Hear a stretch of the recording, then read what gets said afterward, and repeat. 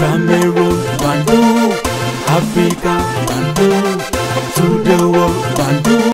Your Ekona man, your Guy man, your Bakure man, your Bamenda man, and proudly so, your anglophone brother. You're welcome on this platform. Les amis, ce qui m'intéresse ici, c'est la justice et c'est la vérité. Et je dis non à toute forme d'hypocrisie, de la roubladise. Je dis non à tous ceux qui veulent utiliser des gens pour pouvoir grimper et les tuer. C'est-à-dire que quelqu'un te donne son dos pour t'aider à traverser la fleuve, une couronne d'eau, et après, tu essayes de le noyer. Ils sont nombreux dans ce pays qui sont très méchants. Et vous les voyez, ils vont vous dire, moi je suis journaliste, je suis ceci, je suis pilote, je suis militaire. Ils sont recrutés dans tout, dans toutes les professions. Ils sont foncièrement méchants, cyniques. Et c'est ce cynisme-là, les amis, que moi je condamne. Et c'est pas jusqu'à, c'est-à-dire que c'est quand même terrible. Ils oublient rapidement. Vous savez que ceux qui sont méchants oublient. Quelqu'un te fait du mal. Quand le mal se retourne contre lui, il va commencer à se plaindre. Non, les gens sont méchants. Regardez ce que X, Y m'a fait. Mais il oublie que c'est la même chose qu'il a fait à l'autre. Il a fait ça à autrui et ça se retourne contre lui. Il s'étonne. Monsieur Obama a parlé du karma lors d'un de ses programmes sur la chaîne de télévision qui le recrute. Que le karma existe. Le karma existe.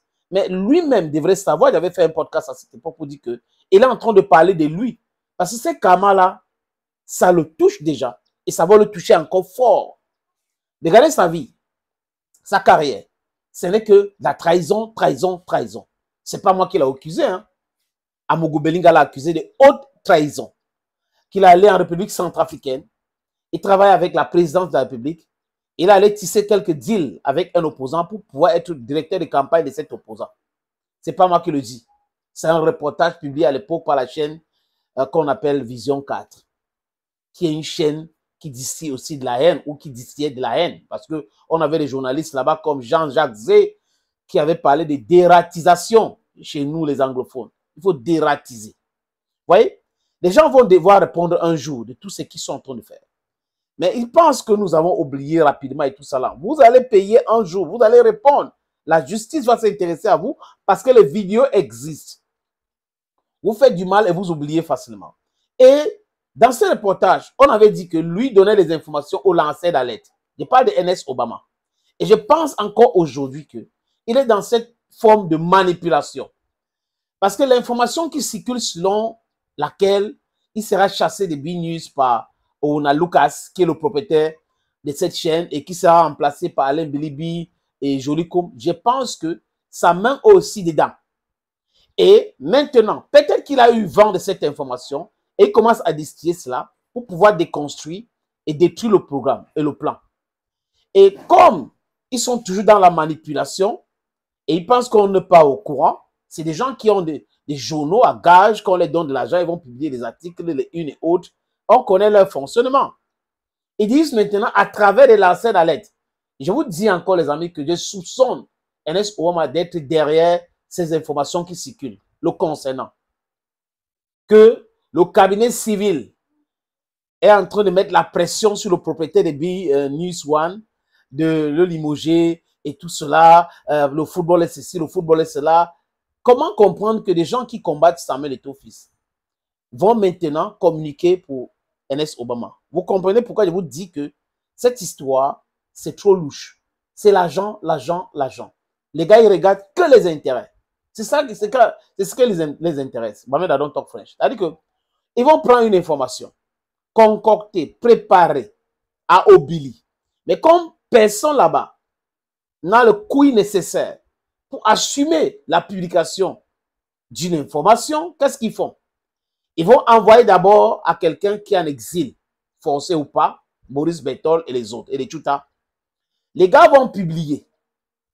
Et eux, ils vont relayer l'information en disant selon X, selon Y, selon tel, selon tel, selon tel. Parce qu'ils sont incapables d'assumer les bêtises. Voilà leur modus operandi.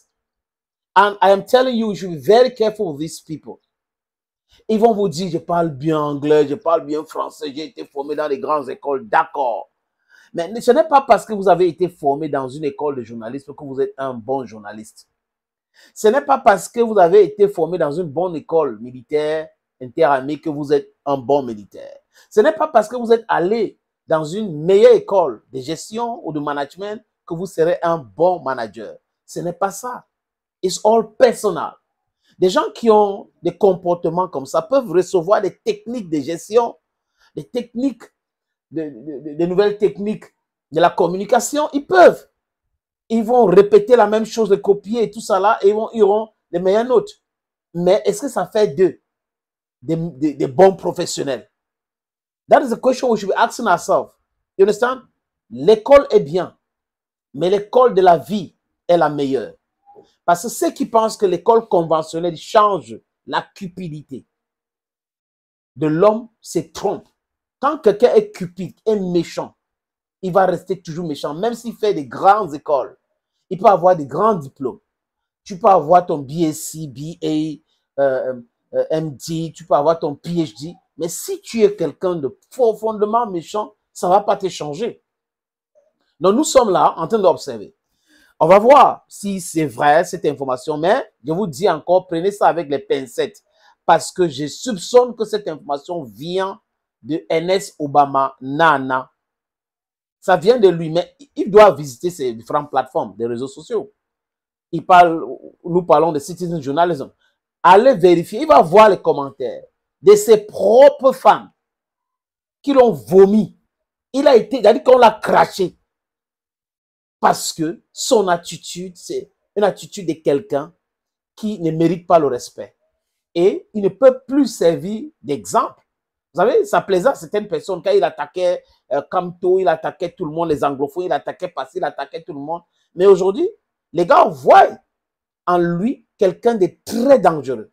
C'est-à-dire à chaque fois, dès qu'il a un petit intérêt quelque part, et il se rend compte que c'est un peu en péril, ou il est un peu en difficulté là, on voit le vrai visage de l'homme. Il veut être le roi à la place du roi. C'est celui-là qui est prêt à faire du mal à son papa et aider l'oncle de prendre la place de son propre père. Parce qu'il espère que l'oncle lui sera reconnaissant pour lui remettre cette place-là. Those are how these people like him function. Donc on doit prendre des informations là avec beaucoup de pincettes. We should be very, very careful with this guy. There are many of them. I just called Jean-Jacques Zé because of his attitude towards Anglophone in the heart of the Anglophone crisis. There are so many of them who are like that. They are there because of their interests, unique interests, and not the interests of any other person. Ils s'en foutent de tout le monde. Thank you, friends. But I don't talk grammar and don't talk French too. Bye-bye. Cameroon, Bantu, Africa, Bantu.